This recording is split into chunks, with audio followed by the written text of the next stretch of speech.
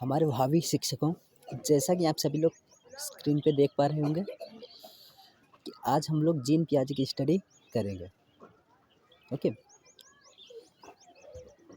ठीक है। उनके संज्ञानात्मक विकास के सिद्धांत को अच्छे से समझेंगे और कंप्लीट। चलते हम लोग। देखिए, स्टडी कर रहे हैं हम लोग किसकी? जीन पियाजे। ठीक है, जीन पियाजे। देखिए, सबसे पहली बात है इनका जन्म, यानी कि ये तो पता ही है, मेरे एक मनोवैज्ञानिक थे। ठीक है, इनका जन्म 9 अगस्त 1896 यानी कि 9 अगस्त 1896 को हुआ था। इनकी मृत्यु के बारे में अगर बात करें तो मृत्यु इनकी 16 सितंबर 1980 यानी कि 16 सितंबर 1980 को हुई थी। रहने वाले कहाँ के थे? हमारे स्विट्जरलैंड के। ठीक है, इनके सिद्धांत की बात करते हैं जो कि बहुत ही फेमस है। क्या है? संज्ञानात्मक विकास का सिद्धांत, या जिसको विकासात्मक सिद्धांत भी कहते हैं हम लोग, या विकासवाद। ठीक है, विकास के बाद अधिगम का सिद्धांत, जो भी। ठीक है, तो यहाँ पे हम ज़्यादा से ज़्यादा जानते हैं इसको संज्ञानात्मक विकास का सिद्धांत। ठीक है, इस नाम से इसको जानते हैं। तो हम लोग इन्हीं के इस सिद्धांत को पढ़ेंगे। इन्होंने जो सीखने की स्टेजेस बताई हैं, उन स्टेजेस को हम लोग अच्छे से समझेंगे। ठीक है, तो सबसे पहले क्या है, देख लीजिए इनके बारे में क्या है। जन्म इनका हुआ था 9 अगस्त 1896 में। उसके बाद इनकी मृत्यु 16 सितंबर 1980 में हुई थी। निवासी थे, यानी कि रहने वाले थे, हमारे बिलोंग करते थे स्विट्जरलैंड से।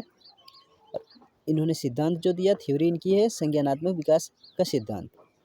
ओके, तो चलते हैं हम लोग नेक्स्ट। अब देखिए, इन्होंने क्या है, संज्ञानात्मक विकास की 4 अवस्थाओं का वर्णन किया है। सबसे पहली हमारी संवेदी पेशीय अवस्था या संवेदी गामक अवस्था हम लोग इसको बोल देते हैं। ठीक है, उसके बाद पूर्व संक्रियात्मक अवस्था, यानी कि जो ये हमारी है 2 वर्ष तक। उसके बाद 2 से 7 वर्ष तक हमारी पूर्व संक्रियात्मक अवस्था। उसके बाद स्थूल या मूर्त संक्रियात्मक अवस्था। ठीक है, ये हमारी 7 से 11 वर्ष तक। नेक्स्ट हमारे पास है औपचारिक संक्रियात्मक अवस्था, जो कि 11 से 15 वर्ष तक है। अब हम लोग इसको डिटेल में समझेंगे कंप्लीटली। ठीक है, ये 4 अवस्थाएं हमने देखी, यानी कि 4 स्टेजेस।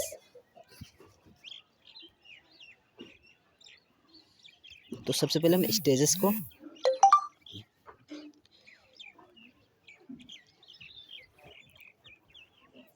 देखिए। सबसे पहले हमारी संवेदी पेशीय या संवेदी गामक अवस्था या इंद्रियजनित अवस्था इसको बोल देते हैं, एंड इंग्लिश में हम बोलते हैं सेंसरी मोटर स्टेज। ओके, सो देखिए, ये जो अवस्था होती है इसमें क्या है,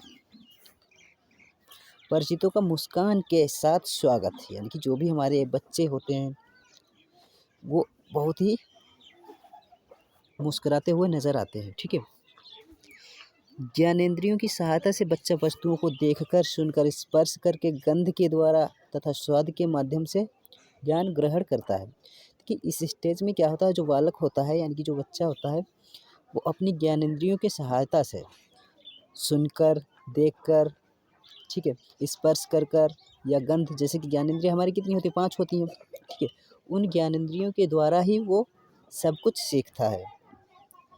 जैसे कि बच्चा अगर किसी चीज़ को देख रहा है तो वो आँखों के द्वारा, यानी कि जो ज्ञानेंद्रियों का, अगर हमारी आँख भी क्या है? ज्ञानेंद्रिय है। तो इस तरह से अगर कोई चीज़ उसके, जैसे कि बच्चा आग के पास पहुंचा तो उसे नहीं पता है कि ये आग है, बट जैसे ही वो आग के पास पहुंचा तो उसके हैंड पर वो आग लग गई। तो उससे उसे क्या हुआ, स्पर्श करके पता लग गया कि ये जो है हमारे लिए क्या है, ये चीज़ जो है उसे पता नहीं आग है, बट उसे इतना पता लग गया कि ये जो वस्तु है, ये जो चीज़ है वो हमारे लिए हानिकारक है। ठीक है, तो इस तरह से जो भी चीज़ें होती हैं, बच्चा सुनकर, देखकर, या फिर स्पर्श कर या फिर स्वाद के द्वारा अपनी ज्ञानेंद्रियों के द्वारा सीखता है, उसे कोई सिखाने वाला यहाँ पर नहीं होता है। ठीक है, तो संवेदीगामक अवस्था या सेंसरी मोटर स्टेज। अब देखिए यहाँ वस्तु स्थायित्व का गुण, इसमें क्या होता है, बच्चे को वस्तु स्थायित्व का गुण होता है। उसके बाद अगर हम देखते हैं पूर्व संक्रियात्मक अवस्था, तो उसमें हमने देखा कि बच्चा जो भी सीखता है ज़्यादा से ज़्यादा अपनी ज्ञानेंद्रियों के द्वारा ही सीखता है। ठीक है, अब यहाँ पे पूर्व संक्रियात्मक अवस्था में क्या होता है, जिसको हम बोलते हैं प्री ऑपरेशनल स्टेज। क्या है? Pre operational stage. देखिए जीववाद, इसमें क्या होता है, बच्चा सजीव व निर्जीव में अंतर नहीं कर पाता है। जैसे कि बच्चे को पता तो होता है कि क्या क्या काम कर रही है वस्तु, बट उसको ये नहीं पता होता है कि इसमें ये जीवित है या निर्जीव है। जैसे कि अगर पंखा चल रहा है तो बच्चे को ये पता है पंखा चल रहा है, बट उसको ये नहीं पता है कि बच्चा सजीव है या निर्जीव है, पंखा खुद ही चल रहा है या फिर किसी के द्वारा चल रहा है। ठीक है, बस बच्चा कभी कभी ये सोच लेता है कि ये जो पंखा चल रहा है तो इसमें जान है, ये अपने आप चल रहा है। ठीक है, तो उसको जीववाद यानी कि सजीव और निर्जीव में अंतर नहीं कर पाता है। किसमें? पूर्व संक्रियात्मक अवस्था, प्री ऑपरेशनल स्टेज यानी कि सेकेंड स्टेज में। अहम केंद्रिता, जैसे कि बच्चा यह सोचना शुरू कर देता है कि जो वह कर रहा है वह सब ठीक है, वह खुद को सबसे ज़्यादा महत्व देता है। ठीक है, तो इसकी दूसरी विशेषता क्या है कि बच्चा जो होता है वो अहम केंद्रित होता है। जैसे कि अगर आपने कुछ बोला कि हमारे लिए पानी ला दो, तो सिर्फ वहाँ पे बच्चा क्या करेगा, वो कहेगा कि अगर हम पानी लाएंगे तो हमारे लिए हमें कुछ चाहिए, क्योंकि वो अपनी ज़िद पे होगा। अगर पानी लाएंगे तो पानी के लिए कुछ ना कुछ उसे चाहिए, वो अपनी ज़िद पे होगा। तो यानी कि अहम केंद्रिता इसीलिए होगी, मतलब बिना किसी का लाभ के वो काम नहीं करेगा। यहाँ पे क्या है, क्या है, आप पलटा दी, यानी कि इरिवर्सिबल जिसको बोल सकते हैं। यानी कि इसमें बच्चा जो होता है वो क्या होता है, वस्तुओं यानी कि वस्तुओं, संख्याओं आदि को उलटना पलटना नहीं सीखता। इसमें बच्चा जो जैसे सीधा काम कर देगा, बट उसी काम को अगर हमने बोला 2 + 2 4 होते हैं, बट उससे अगर 4 से 2 माइनस करने को बोलते हैं तो वो 4 से 2 माइनस नहीं कर सकता है। जैसे कि हमने बोला कि 2 और 2 यानी कि 3 × 2, 3 × 2 = 6, बट उसको अगर डिवाइड करने को बोलेंगे कि वही 3 लाना है तो फिर वो डिवाइड नहीं कर पाएगा। यानी कि आप पलटावी यानी कि स्थिति इसमें होती है। ठीक है, तो हमने इसमें क्या देखा, पूर्व संक्रियात्मक अवस्था में जीववाद का मतलब बच्चा इसमें जीवित या अजीवित यानी कि सजीव या निर्जीव में अंतर नहीं स्पष्ट कर पाता है। अहम केंद्रिता यानी कि इसमें बच्चा जो होता है उसके अंदर अहम ईगो की भावना ज़्यादा होती है। उसके बाद अपलटावी यानी कि रिवर्सिबिलिटी नहीं होती है उसमें, जैसे कि बच्चा जो हो कि रिवर्सिबल हो सके, किसी चीज़ को सीधे से उल्टा फिर कर सके। ठीक है, बच्चा क्रम में किसी चीज़ को रख सकता है, बट उसको उल्टे क्रम में नहीं कर सकता है। उसके बाद नेक्स्ट हम लोग देखते हैं सजीवता के गुण देखने को मिलता है। क्या है? सजीवता के गुण देखने को मिलते हैं। उसमें अनुकरणशीलता आ जाती है। अनुकरण का मतलब होता है कि जैसे कि बच्चा जो आप बात बोल रहे हैं तो उसी बात को वो दोहराएगा, उसके ज़रिए वो चीज़ों को सीखेगा। अगर आप जिस काम को कर रहे हैं, आपने उठाकर एक बर्तन को दूसरी जगह पे रखा तो बच्चा भी वैसा करने लगता है।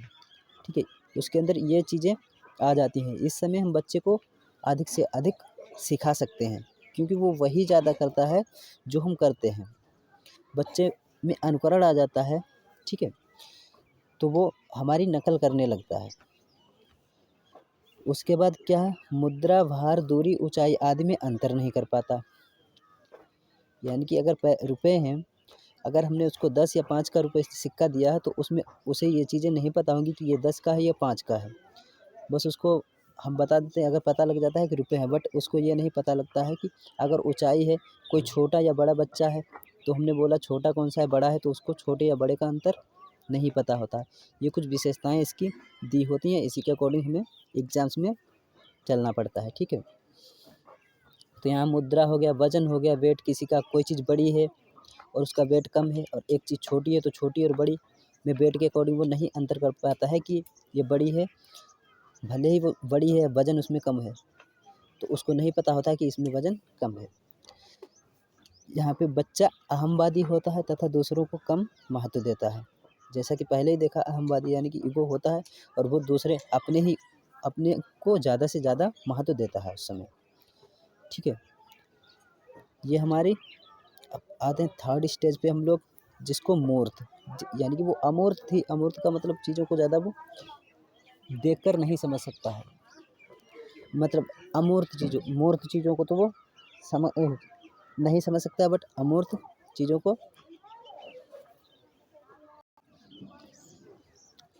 उसको मूर्त या अमूर्त में अंतर नहीं पता होता है। अब यहाँ पे आती है स्थूल या मूर्त संक्रियात्मक अवस्था। मूर्त का मतलब होता है कि जिसको देखा जा सके, देखकर उसमें अंतर किया जा सके कुछ। ठीक है, जिसको बोल सकते हैं हम कॉन्क्रीट ऑपरेशनल स्टेज होगा। ठीक है, STAGE स्टेज। ठीक है, कंक्रीट ऑपरेशनल स्टेज, इसमें क्या होता है देखिए, तार्किक चिंतन प्रारंभ हो जाता है परंतु अपरिपक्वता की कमी, यानी कि इसमें तर्क करना बच्चे को आ जाता है बट पूरी तरह से परिपक्व नहीं होता है, कंप्लीटली वो चीज़ों को नहीं समझ पाता है। तो यहाँ पे क्या होता है, दो वस्तुओं के बीच तुलना करना, अंतर करना, समानता व असमानता का गुण आ जाता है। यानी कि अब पीछे हमने देखा था कि उसमें वस्तुओं के बीच में वो तुलना नहीं कर पाता है, अंतर नहीं कर पाता है चीज़ों के बीच में। ठीक है, वजन हो, भार हो, वजन हो, लंबाई हो या कुछ भी हो, बट यहाँ पे ये अंतर करना उसको आ जाता है। ठीक है, तो जैसे कि यहाँ पे मूर्त चिंतन की अवस्था अथवा पलटावी उत्क्रमणशीलता की अवस्था। देखो, इसमें मूर्त चिंतन यानी कि वस्तुओं को देखकर वो बता सकता है छोटा बड़ा, ऊंचा नीचा। ठीक है, ये सारी चीज़ें उसको आ जाती हैं।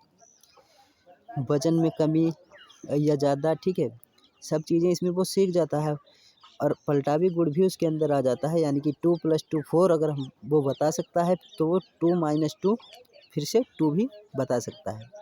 ठीक है, तो इसमें हमने देखा था सेकंड स्टेज में हमारा अपलटावी का गुण नहीं होता है बट इसमें आ जाता है। उसके बाद हम लोग अगर चलते हैं आगमनात्मक तर्कण, यानी कि कुछ चीज़ें जो होती हैं आने वाली, वो उसके अंदर थोड़ी सोच आ जाती है। भाषा एवं संप्रेषण योग्यता का विकास। अब यहाँ पे क्या करने लगता है, जो बच्चा होता है वो अपनी भाषा को संप्रेषण करने लगता है, आदान प्रदान करने लगता है और इस चीज़ का पूरी तरह से विकास इसमें हो जाता है। ठीक है, अपने विचारों का आदान प्रदान करने लगता है। ठीक है, उसके बाद मुद्रा, भार, दूरी, ऊंचाई आदि को समझने लगता है। जैसे कि आपको अभी बताया, तो इसमें इन सारी चीज़ों को वो समझने लगता है। बट क्योंकि ये मूर्त है और अमूर्त का मतलब यहाँ पे दूसरी है जो अमूर्त मूर्त में सिर्फ ये चीज़ों को देखकर ही समझ सकता है, बट उनको बिना देखे चीज़ों को समझ नहीं सकता, उनके बारे में तर्क नहीं कर सकता है। ठीक है, अब हम आते हैं औपचारिक संक्रियात्मक अवस्था या अमूर्त, क्या बोल सकते हैं, अमूर्त। अब देखिए यहाँ पे क्या होता है, इसको बोल सकते हैं इंग्लिश में क्या हम, फॉर्मल ऑपरेशनल स्टेज, अमूर्त चिंतन। तो अमूर्त चिंतन का मतलब है यहाँ पे चीज़ों को देखे बगैर भी उनके बारे में सोच सकते हैं। अगर कोई बताता है कोई भी बात, वो उनके अंदर सोच आने लगती है, निगमनात्मक तर्कण आ जाता है। यहाँ पे क्या है, तार्किक चिंतन की अवस्था, यानी कि तर्क वितर्क इसमें बच्चा पूरी तरह से करने लगता है। चिंतन में परिपक्वता आ जाती है। अब जो भी वो भी सोचता है, मतलब उसके अंदर एक अच्छी सोचने की समझ आ जाती है, यानी कि वो पूरी तरह से उसको अब सोच सकता है, परिपक्व हो चुका है उसके लिए, तो चिंतन में परिपक्वता आ जाती है। मानसिक योग्यताओं का पूर्ण विकास हो जाएगा यहाँ पे। ठीक है, यानी कि जो हमारी मानसिक योग्यताएं होती हैं वो पूरी तरह से अब विकसित हो जाती हैं। यहाँ पे मतलब देख लीजिए, यहाँ पे ऐसा कुछ छूटेगा नहीं, क्योंकि हमारे पास ये एडल्टहुड आ जाते हैं, यानी कि इस समय बच्चा पूरी तरह से एडल्ट हो जाता है और समझ अच्छी हो जाती है, किसी भी चीज़ की कमी नहीं रह जाती है। तो औपचारिक संक्रियात्मक अवस्था ये हमारी हो जाती है। ठीक है, तो हमने देखा इसमें अमूर्त चिंतन यानी कि बिना देखे चीज़ के बारे में सोचने की क्षमता हमारे अंदर उत्पन्न हो जाती है, निगमनात्मक तर्कड़ा आ जाती है। उसके बाद यानी कि नियमों के बारे में नियम बनाकर खुद चीज़ों को सोच सकते हैं, नियम बनाना आ सकता है। फिर तार्किक चिंतन की अवस्था, तर्क वितर्क करने की अवस्था हो जाती है। किसी के सामने अगर हमें बोलना है तो हम सोच सकते हैं कि हमें इसके सामने बोलना है और क्या बोलना है। अगर वो बोल रहा है तो उसका जवाब किस तरह से देना है, ठीक है। चिंतन में परिपक्वता, पूरी तरह से हम चिंतन कर सकते हैं, सोच सकते हैं, अच्छी तरह से योग्य हो जाते हैं। मानसिक योग्यताओं का पूरी तरह से विकास हो जाता है। तो ये हमारी औपचारिक संक्रियात्मक अवस्था होती है, ठीक है। जैसा कि देखा था, अब इनकी स्टेजेस जो इनकी एज थी वो एज देख लीजिए एक बार फिर से। संवेदी पेशी अवस्था, ठीक है। सेंसरी मोटर, तो इसमें सेंसरी मोटर स्टेज की एज 2 ईयर। पूर्व संक्रियात्मक, इसकी हमारी 2 से 7 वर्ष तक। फिर उसके बाद मूर्त संक्रियात्मक, इसकी हमारे पास 7 से 11। अब औपचारिक संक्रियात्मक अवस्था 11 से 15। देखिए यहाँ पे स्कीमा की बात होती है। स्कीमा देखिए वातावरण द्वारा अर्जित संपूर्ण ज्ञान का संगठन ही स्कीमा है। यानी कि जो भी हमने वातावरण से अपने सीखा, जो भी चीज़ें सीखी हैं, उन सभी का संगठन ही क्या कहलाता है, स्कीमा कहलाता है। स्कीमा शरीर द्वारा की जाने वाली गतिविधियाँ जो दिमाग से जुड़ी रहती हैं। यानी कि जो भी चीज़ हम कर रहे हैं अपने शरीर के द्वारा और वो दिमाग से जुड़ी हुई है वो गतिविधि, वो हमारी स्कीमा कहलाती है। अगर हम जूते को पहनना सीख रहे हैं तो वो हमारे मस्तिष्क से जुड़ा हुआ है, तो वो क्या है, अगर हम सीख रहे हैं तो वो हमारा क्या है, एक स्कीमा ही है, ठीक है। सो यहाँ पर हम लोगों ने बहुत अच्छे से देखा, इसमें कोई भी स्टेजेस को नहीं छोड़ा है। Short video but complete video. So please like, share and subscribe.